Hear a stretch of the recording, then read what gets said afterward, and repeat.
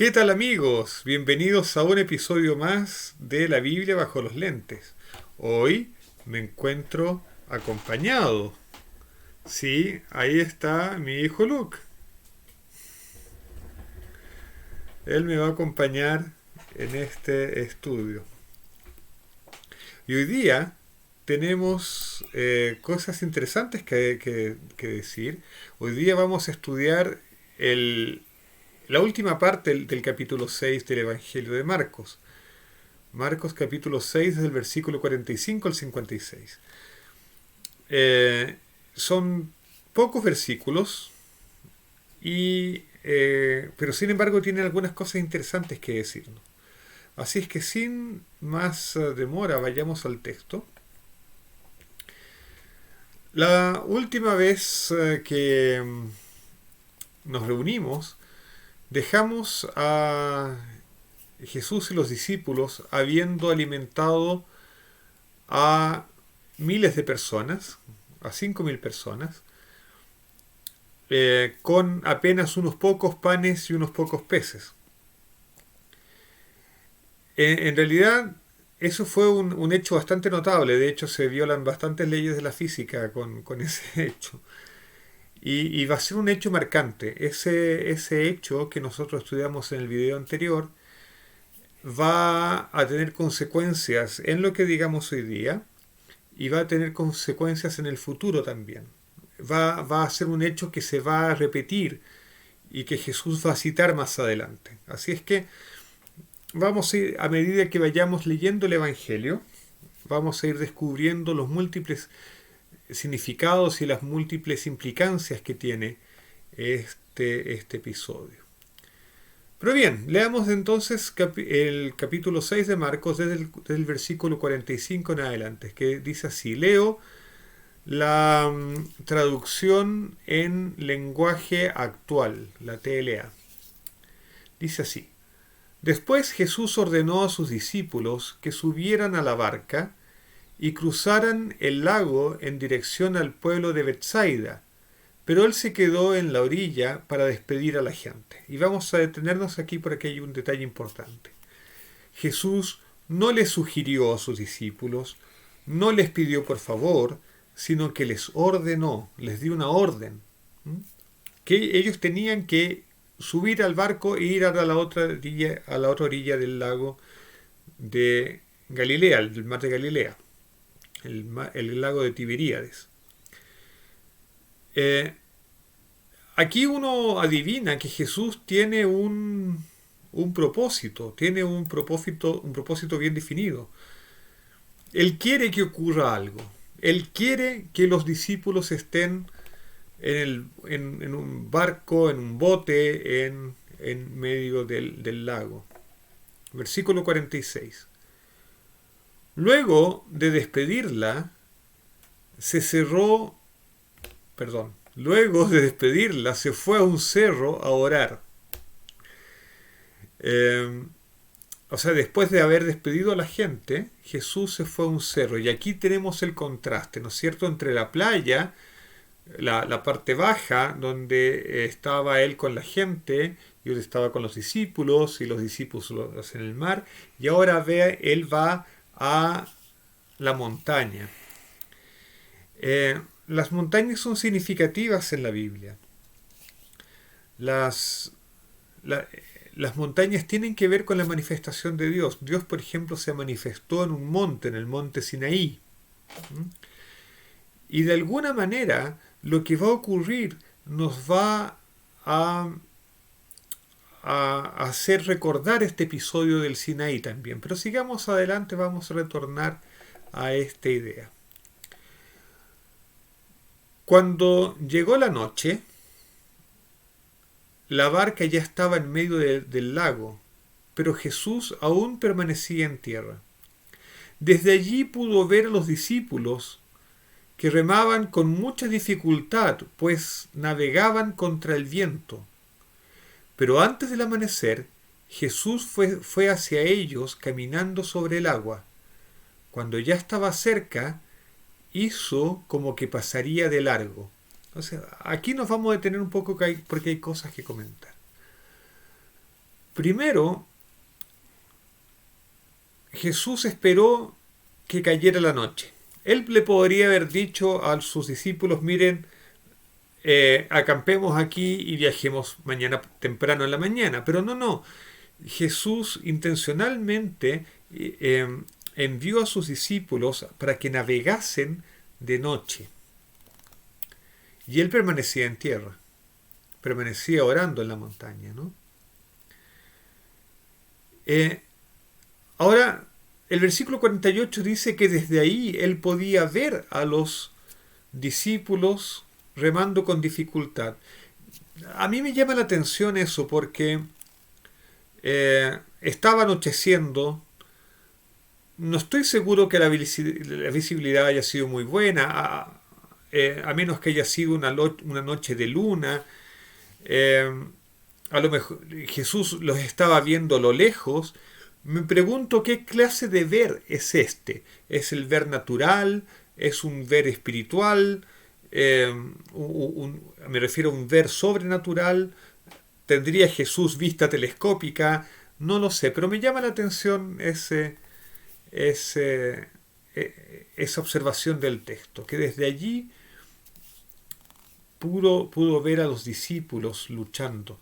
A mí esto me hace recordar cuando Moisés subió al monte donde finalmente murió,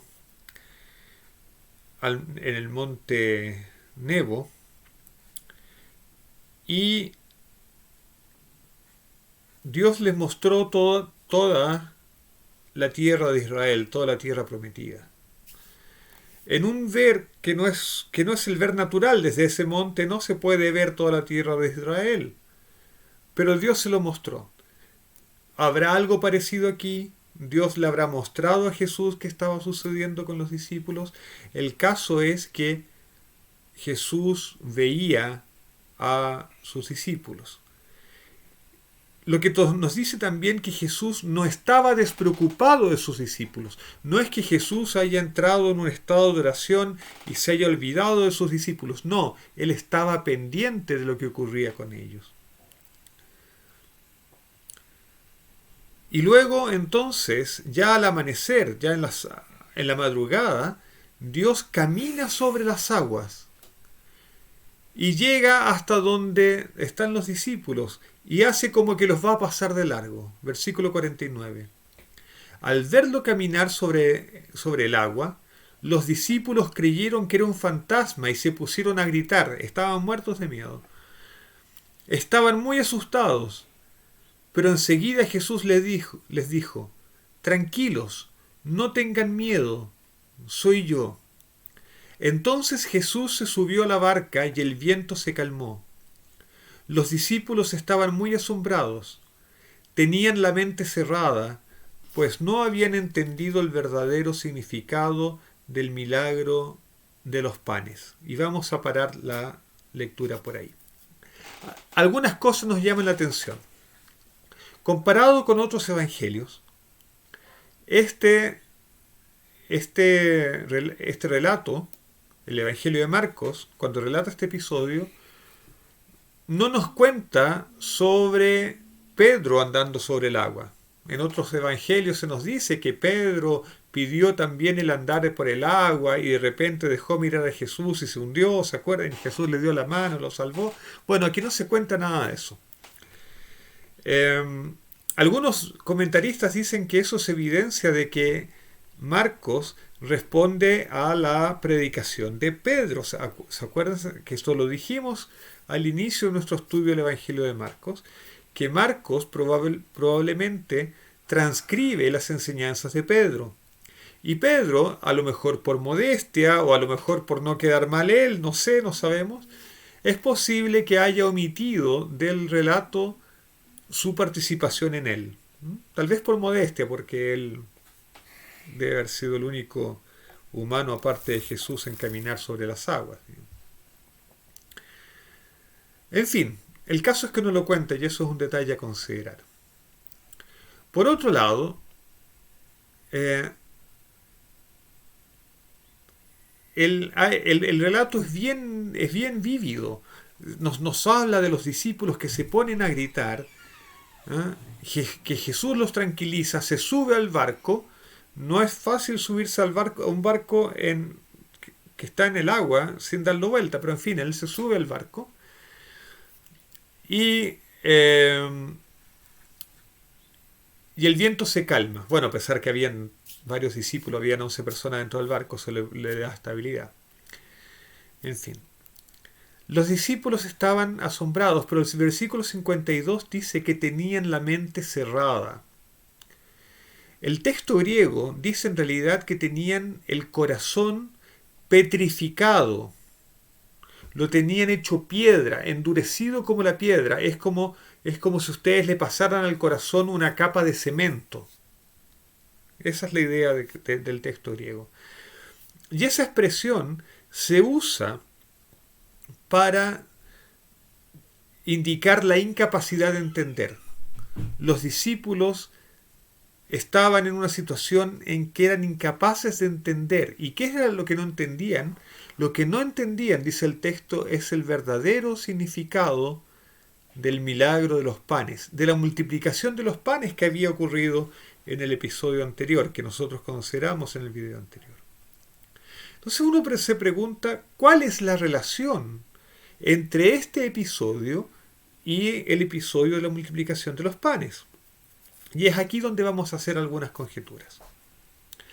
Primero, el hecho de tener a los discípulos solos, en este caso en el barco, y Jesús en la montaña orando, nos recuerda el episodio cuando Moisés subió al monte Sinaí y estuvo 40 días en el monte, y el pueblo de Israel estaba esperando abajo al pie del monte, hasta que se preguntaron, bueno, no sabemos qué le habrá pasado a Moisés, así es que le pidieron a Aarón que le construyeran ídolos para que los guiara en el desierto. Es decir, es la misma situación. El pueblo está solo abajo y el intercesor con Dios, en el caso de los israelitas Moisés, en el caso del Nuevo Testamento Jesús, está en contacto con Dios arriba en el monte. Los israelitas tuvieron que enfrentar la tentación de hacer ídolos. Los discípulos tienen que enfrentar las fuerzas de la naturaleza. Y en los dos casos aparece el temor y la desconfianza. En el caso de los israelitas de quedarse sin líder, en el caso de los discípulos de enfrentar solos las fuerzas de la naturaleza. Eso por un lado.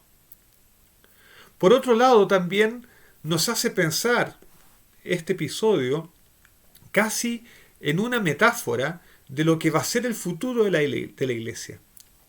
La iglesia va a tener que vivir aquí, en este mundo, sufriendo aflicción, como lo dice el propio Jesús en el Evangelio de Juan, ¿no? En este mundo tendréis aflicción. Mientras que Jesús no está con ellos. Jesús no está físicamente con ellos. Jesús está arriba en el monte. En el caso del relato que estamos leyendo. O Jesús estando en el cielo. En el caso de la iglesia en el mundo. Jesús les dice, en este mundo tendréis aflicción. Pero no tengan miedo, les dice Jesús, yo he vencido al mundo. Y Jesús promete estar con nosotros hasta el final de los tiempos. Entonces, de la misma manera que los discípulos tienen miedo de estar enfrentando las fuerzas naturales sin la presencia física de Jesús, a pesar de que Jesús está orando y preocupándose por ellos arriba en el monte, puede suceder que nosotros, la iglesia, hoy día, tengamos miedo porque tenemos que enfrentar las fuerzas de este mundo, las fuerzas naturales y las fuerzas políticas, los poderes de este mundo, y no tenemos la presencia física de Jesús. Jesús está lejos de nosotros, entre comillas, está en el cielo, en el santuario celestial, intercediendo por nosotros. Dios no está manifiestamente con nosotros. Está preocupado con nosotros, pero no lo vemos, no lo palpamos, no lo sentimos. Y nos da la sensación de que estamos solos enfrentando las fuerzas de la naturaleza. Tenemos que enfrentarnos contra los elementos naturales, aparentemente solos, a pesar de que Jesús está orando, está intercediendo por nosotros. Hoy día, en el santuario celestial, en la época de este relato, arriba en el monte. Y Jesús los miraba, les ponía atención. Como Jesús y Dios mismo nos ve, nos pone atención, escucha nuestras plegarias. Pero a veces nos da la sensación de que estamos solos, igual que como se sintieron los discípulos en este relato, y nos da miedo, y nos llenamos de miedo, y no nos atrevemos a nada, porque nos sentimos de alguna manera desamparados.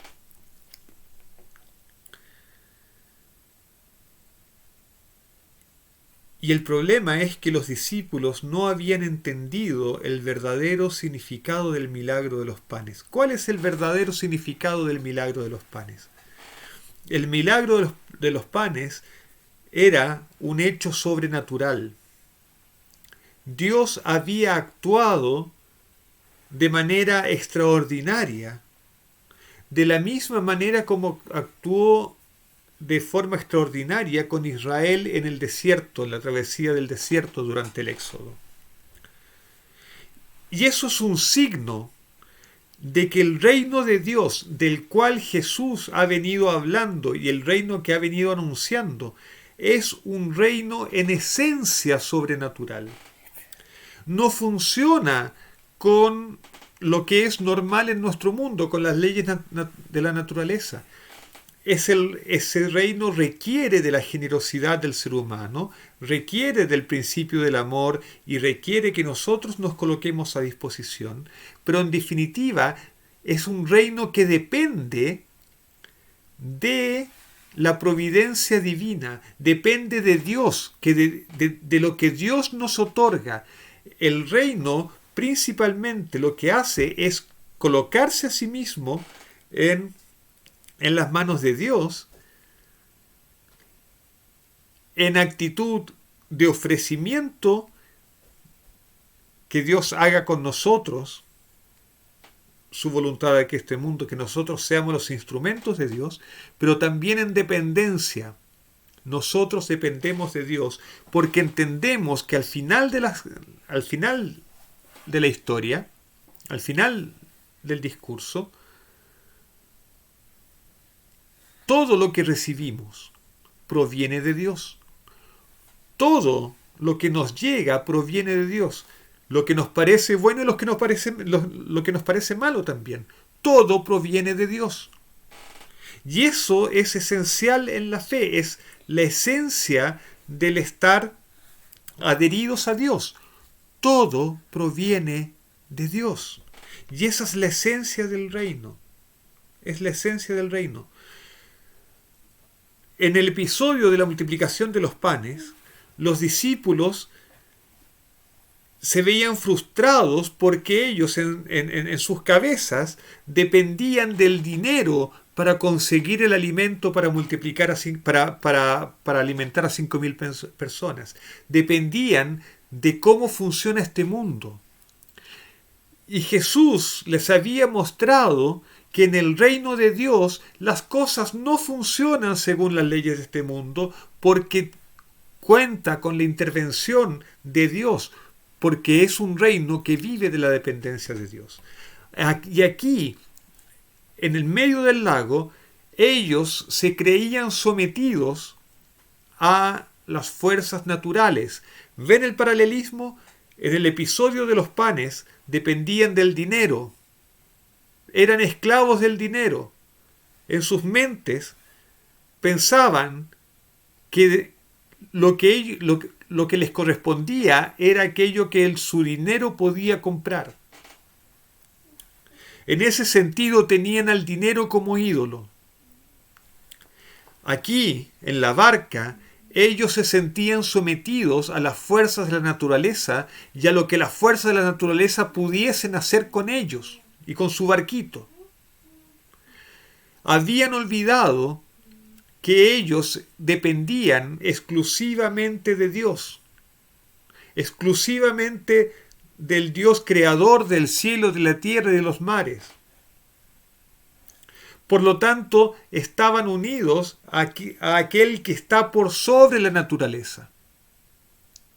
Si ellos hubiesen entendido el milagro de los panes, que en realidad quería decir que el reino de Dios no está sometido a las leyes de este mundo, sino que está sometido exclusivamente a la soberanía de Dios, depende de Dios, habrían entendido que su seguridad en el barco no dependía del viento, no dependía de cuán grandes eran las olas, dependía exclusivamente de Dios, que ellos estaban en las manos de Dios.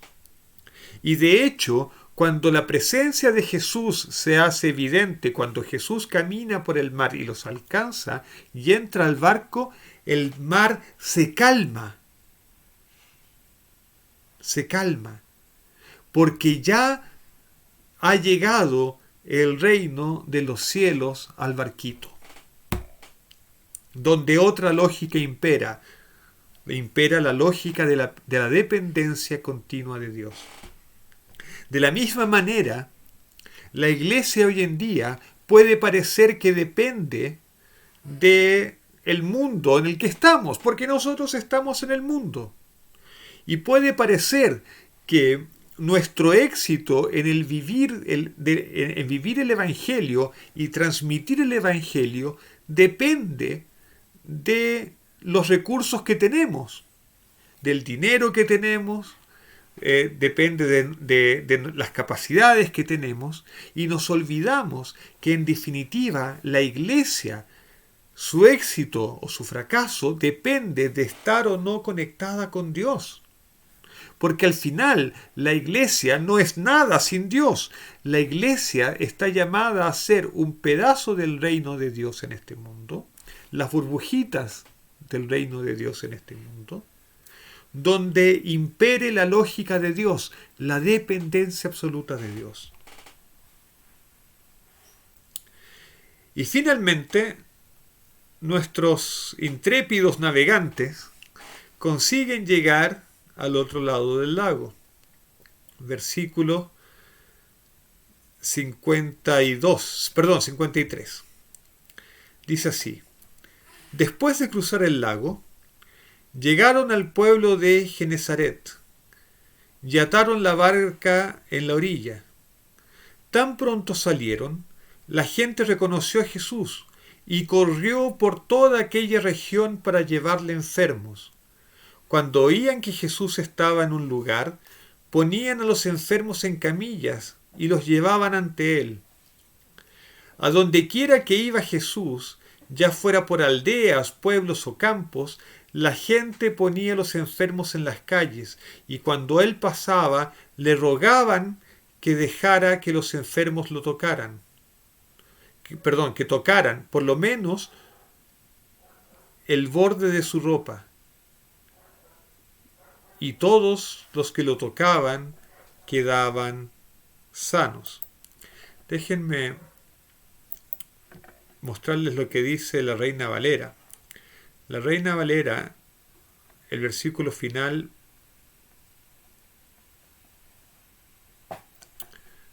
no, ni siquiera la Reina Valera tampoco, es lo que quiero que mostrarles. Oh. En fin, las versiones hablan del borde del manto, de la orla del manto, pero en realidad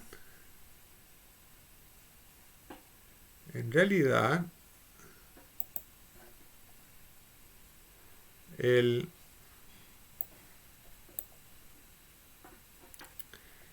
la palabra griega que se usa hace referencia a los flecos del manto. A los flecos del manto. Y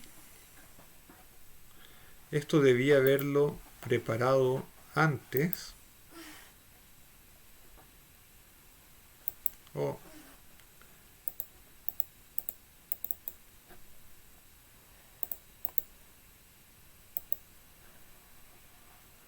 Ahí está. Eh, la palabra griega que se usa, que se traduce por borde del manto, o orla del manto, significa fleco. Y yo voy a mostrarles, se me olvidó prepararlo antes, pero voy a dejar a Luke con ustedes aquí, que les va a decir hola. Hola. Y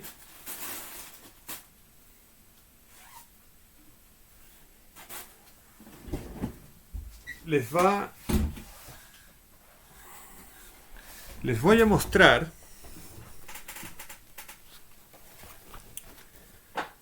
esto. Es un talit, un manto de oración. Voy a colocar la imagen completa aquí. Esto es un talit. Y el talit tiene flecos. Tiene flecos. Estos flecos se llaman tzitzit.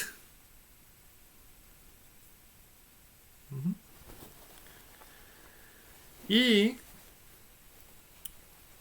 lo que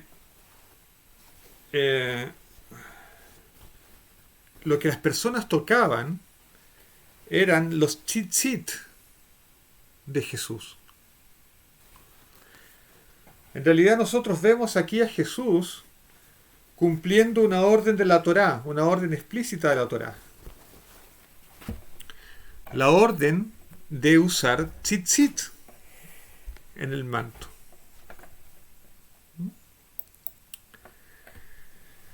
En fin, los discípulos llegaron entonces al otro lado del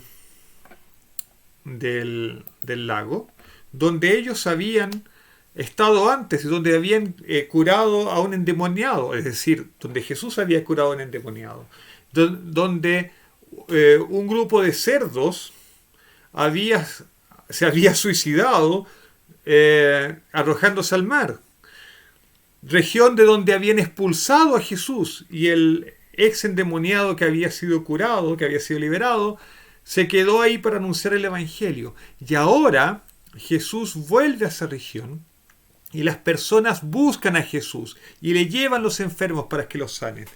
Y quieren tocar los flecos, los tzitzit del manto de Jesús para ser curados. La influencia de una persona y el contraste que esto tiene con lo que sucedía en la región donde Jesús era originario, el pueblo de Jesús, en Nazaret y sus alrededores, donde las personas no creían. Qué contraste. En su tierra, en Israel, en Galilea, ¿no? Al menos, y bueno, también en Judea, las personas no aceptan a Jesús, lo rechazan, no creen. Pero entre los gentiles, al otro lado del lago, Jesús no solamente es aceptado, sino que es recibido con gozo. Esto no es casualidad que se relate en el Evangelio, porque Marcos está escribiendo este Evangelio para gentiles.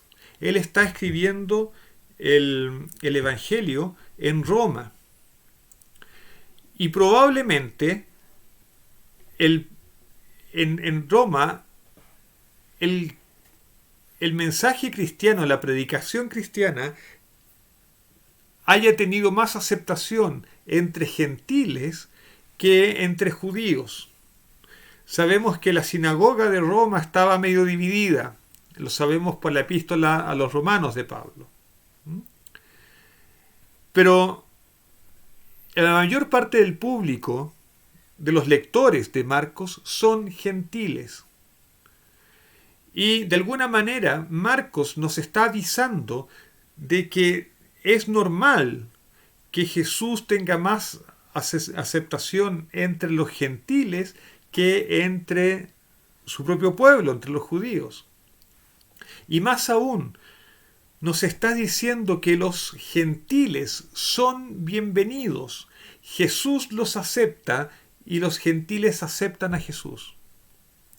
Los gentiles son bienvenidos en la comunidad cristiana. Eso es lo que nos está diciendo Marcos en este pasaje. Con esto vamos a concluir nuestro estudio de día. La próxima semana nosotros vamos a iniciar un nuevo capítulo y se vienen cosas muy interesantes, discusiones teológicas harto más